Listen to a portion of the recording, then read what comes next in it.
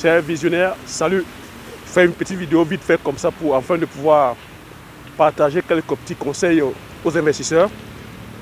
J'aimerais dire ici, c'est une vidéo pour donner quelques conseils aux personnes qui veulent investir. Je vais vous demander de privilégier plutôt les investissements long terme aux investissements court terme. Donc, reste sur le bout de la vidéo, en fait, que je puisse partager avec toi sur justement ces conseils-là. Je ne sais pas si tu vois où est-ce que je suis. Là, en face de moi, ce que tu vois là, c'est le palais des Invalides. Hein? Je ne sais pas si tu vois. Tu peux observer la tour Eiffel. Tu peux observer les buildings. En face, là, tu vois, c'est le pont Alexandre III. Pourquoi est-ce que je te demande ici de privilégier les investissements à long terme? C'est lorsqu'on investit sur le long terme qu'on gagne. J'ai coutume à dire. Bon, je parle ici en tant que visionnaire. Hein. Tu verras généralement que lorsque tu vas investir sur du court terme, tu es perdant. Parce qu'il faut comprendre ici que investir, c'est prendre le risque. Et généralement, les personnes vont investir sans, des fois, sans comprendre le business.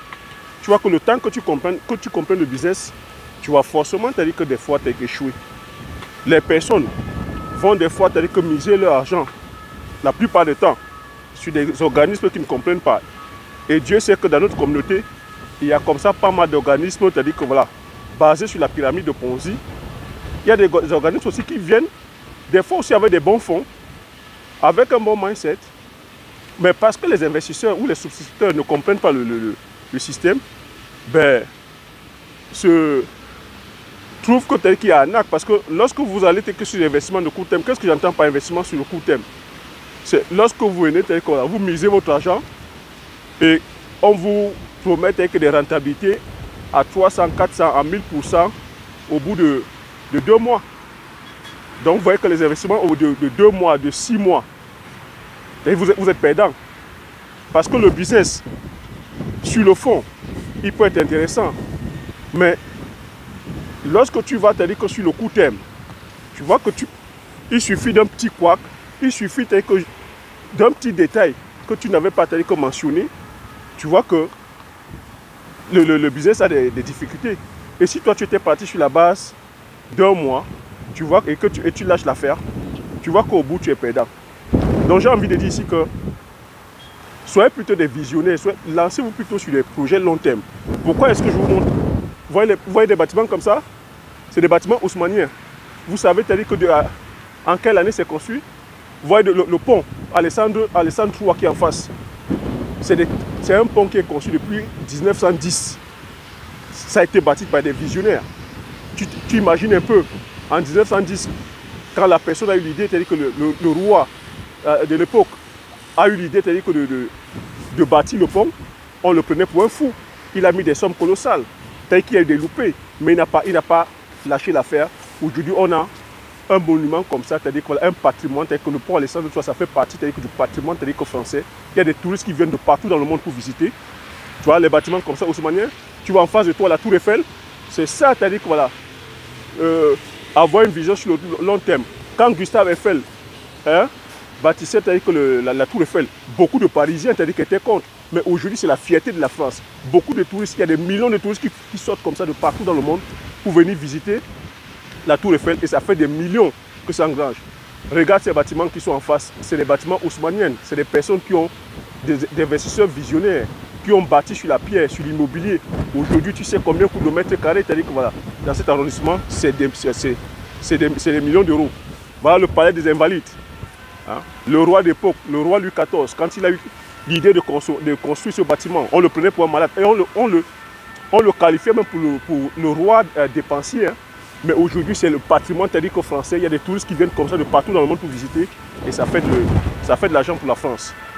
Donc, cette vidéo, je voudrais interpeller que les investisseurs, soyez plutôt aujourd'hui que sur le long terme. Évitez d'aller sur des business court-termistes. Soyez des visionnaires. Hein? Vous voyez, c'est bruyant. Hein? Soyez des visionnaires. Soyez des personnes qui voient sur le long terme. En tout cas, c'est pour ça que ma chaîne porte le nom de visionnaire. Moi, c'est pour ça que je me suis lancé que dans le domaine, tu sais pourquoi, dans le domaine agricole. Et j'ai choisi des spéculations, tu vois, qui vont sur le long terme. Quand je te parle pas de la théorie. Tu sais que je t'ai dit qu'en 2013, je me suis lancé sur la culture du poivrier parce que je voulais être parmi les pionniers, parmi les personnes, justement, que dans ma localité, qui cultivent le poivre. Et là-dessus, tu sais qu'en 2013, j'ai connu un échec où j'ai perdu 10 millions, mais je n'ai pas lâché l'affaire parce que je me projette, et moi, sur ce projet, je me projetais sur le long terme. Je n'étais pas tel que sur le gain sur le court terme. Et tu sais que la culture du poivrier, c'est minimum 7 ans. Et le temps m'a donné raison. Mon mindset m'a donné raison. Je suis revenu à la charge. En 2017, j'ai mis les choses. Aujourd'hui, tu dis que j'ai 5 hectares de poivrière. Et tu connais le prix d'un kilo de poivre. C'est comme ça qu'on fait pour gagner l'argent. L'argent, il ne faut pas courir après l'argent. Il faut plutôt chercher à bâtir le patrimoine. Ici, c'est... Hein, je vous laisse profiter de la vue. Hein. Ici, c'est plutôt le patrimoine qu'il faut bâtir. Et c'est le patrimoine qui va vous apporter l'argent fiduciaire. Cherchez plutôt à bâtir le patrimoine. Vous voyez, c'est ça le patrimoine. La pierre que vous voyez, l'immobilier. Vous voyez, la France aujourd'hui est fière de son patrimoine parce que... Et la France est fière de son patrimoine parce qu'ils ont traversé comme ça plusieurs époques. L'époque de la Renaissance, l'époque gothique. Aujourd'hui, qu'on a des pierres comme ça, que c'est des pierres haussmanniennes. Pour rien au monde, ils n'aimeraient qu'on vienne changer l'architecture. C'est ça qui fait la particularité de la France. Et moi, j'aimerais qu'aujourd'hui, en Afrique, qu'on ait aussi comme ça des visionnaires, qu'on ait des bâtisseurs, qu'on ait des personnes comme ça qui prennent le challenge. Je dis qu'on se développe sur le plan technologique, qu'on ait des projets et des visions sur le long terme, qu'on façonne aussi l'Afrique avec nos propres réalités, qu'on s'inspire de ce qui se fait ici et qu'on aille aussi bâtir le continent avec nos propres réalités. Vous imaginez, c'est-à-dire que la manne qu'on pourrait gagner sur le plan touristique, c'est de ça qu'il s'agit. Mais pour cela, ça demande qu'on soit visionnaire, ça demande qu'on bâtisse des projets sur le long terme, ça demande qu'on ne soit pas que des investisseurs court-termistes, qu'on ne soit pas dans la gratification instantanée, qu'on ne court pas après l'argent, qu'on cherche plutôt à bâtir le patrimoine. Voilà. Donc c'est de ça qu'il s'agit. Donc voilà, je suis sur le pont Alexandre III. Donc je vous laisse partager. Vous voyez le trafic.